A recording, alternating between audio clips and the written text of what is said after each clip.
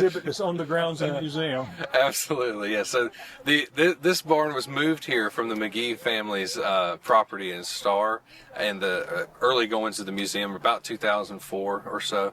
And it was one of the early projects from the museum staff at that time, getting it cleaned up and working with members of experts from the Park Service to clean up the tools and identify everything that's being used in there. Ended up with one of the most complete harness shops in all the Southeast. So it's really a blessing to have in our community, and it's something that when we get a chance like this on a good day, let's get people up here, let's open the door, and let's see what the Anderson County Museum has to offer in all of our exhibits, even the exterior ones.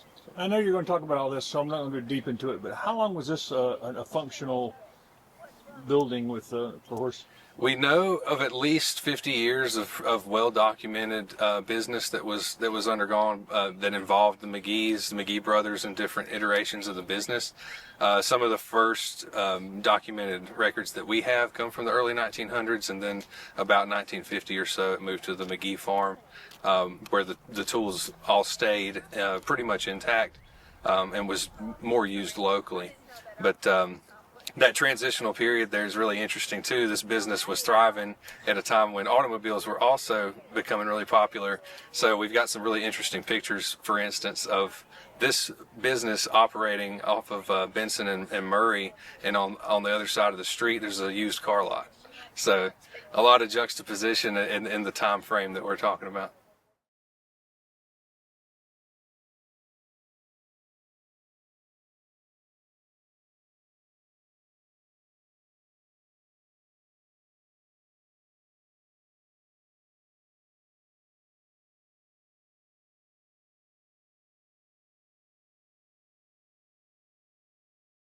Have a good crowd, and I just was speaking to some of the family members that are here, and we've coaxed them into sharing some of their memories later on.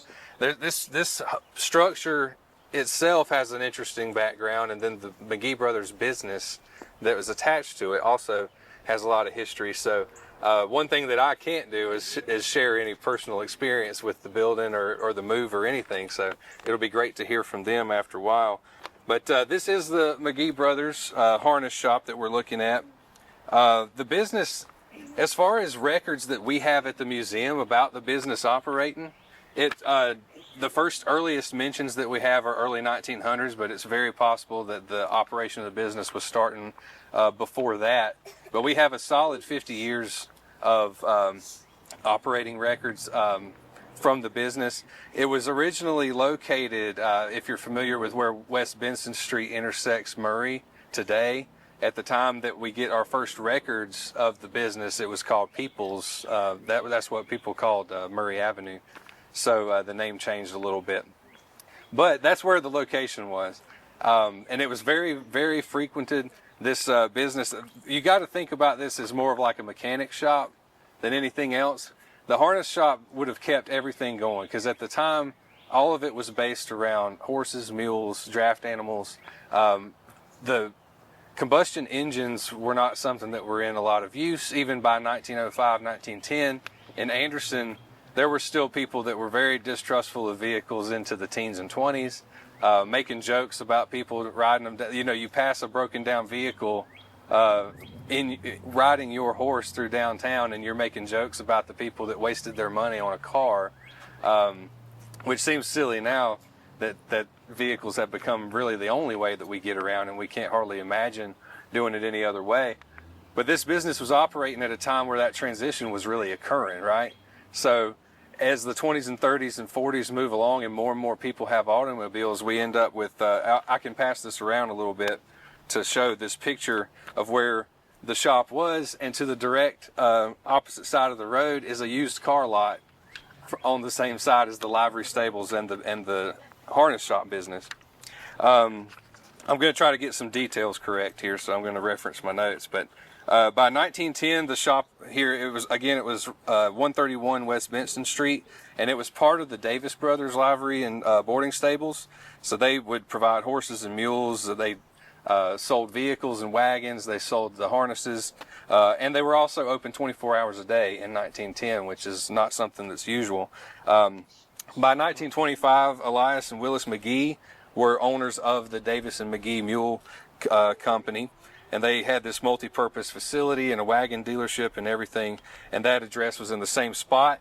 At the time, they had added a veterinary clinic that was kind of part of the business too. Dr. E.R. Vandergrift was a veterinary surgeon that was right next door. So they could work on the engine to the vehicle too with, if you had a horse problem.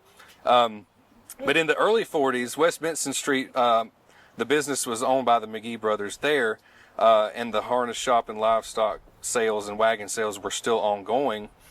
And by the early 50s, the McGee brothers had to remove the business due to the widening of Murray Avenue. That's when that happened.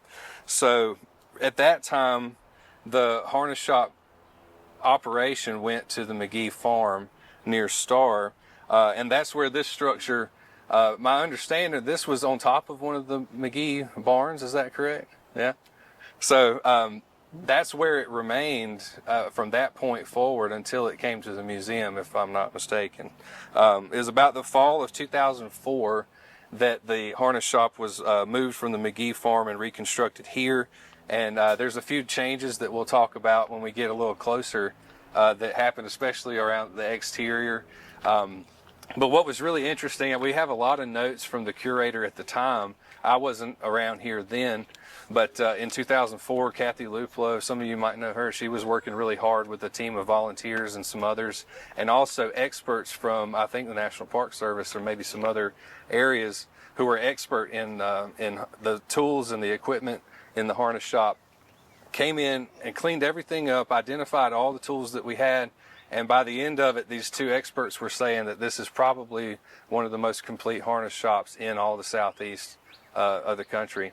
So we're really excited to have it here. And what my thoughts was that, you know, we would kind of just open the door and let everybody go in and out freely. I'll answer questions as I know. But before we break the group up too much, I do want to offer, if there's any personal memories, especially from, we've got Sally McGee, correct? All right. Do we want to share this? I grew up playing in and amongst all the tools that were here when it was moved to the farm in Starr and relocated on top of another barn. And most of the time I was in trouble because I wasn't supposed to be there. I was going to get hurt, all of those kind of things. But that's what I remember. I remember my cousins coming down from Charlotte, North Carolina, and spending time and us all enjoying the farm and the things of old that aren't here anymore. So we really do appreciate y'all putting this here and taking such good care of it for us.